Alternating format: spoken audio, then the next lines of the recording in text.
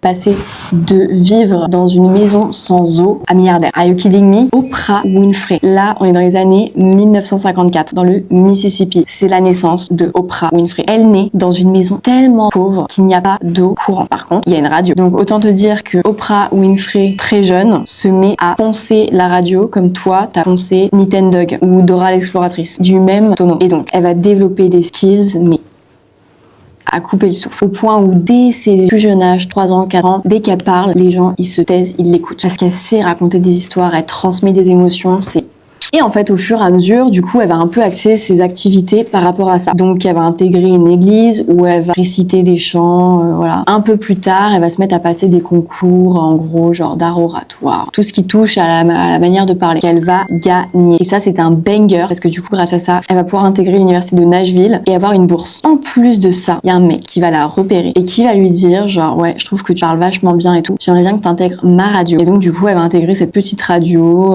C'est sa première expérience. Elle a 19 ans. Personne n'y croit. C'est une femme noire qui est jeune. Les gens ne comprenaient pas, quoi. Elle arrive à se faire sa place. Ça dure un temps. Jusqu'au jour, on lui dit, ouais, franchement, t'es super, mais t'es trop émotionnel et on arrête. C'est pas toi, c'est moi. Elle arrête cette émission. Le cœur brisé. Mais tout se passe bien parce qu'il y a Bernard qui la contacte et qui lui dit, écoute, moi, j'ai une radio. C'est une morning radio. Donc, ça change un peu de ce que tu sais faire. Mais je serais très contente de t'avoir à mes côtés. Et là, elle se dit, ok, banger. Donc, elle y va. Et c'est beaucoup plus chill. C'est beaucoup plus relax. Donc, Oprah qui adore partager des émotions, être proche de son public, etc. Sur cette radio, ça va pouvoir complètement se passer, il y aura aucun souci. Conclusion, ça marche hyper bien. Pète les scores au point où il la rappelle et lui dit écoute ma belle plante, en fait t'es pas vraiment une plante, t'es beaucoup plus importante que ça. Le show il marche bien, les gens ils connaissent, on va renommer le show à ton nom. On va l'appeler The Oprah Winfrey Show. Et là elle se dit ouais, alors ok, j'ai capté là, ça y est, je suis une rockstar, genre c'est acté. Maintenant il y a peut-être moyen que je fasse un petit coup de maître. Et du coup elle rappelle Bernard, elle lui dit écoute, franchement je t'aime bien, t'es une bonne personne, on va pas renommer le show par mon nom si ça m'appartient pas. Genre je vais pas rester employée.